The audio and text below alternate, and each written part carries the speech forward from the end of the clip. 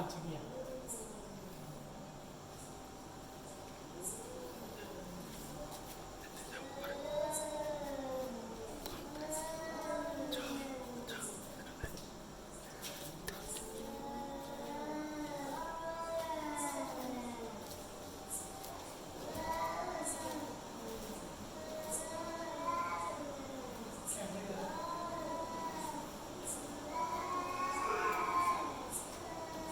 ਭਈਆ ਸੁੱਤਾ ਹੋਇਆ ਮੇਰੇ ਕਮਰੇ ਚ ਵੜ ਕੇ।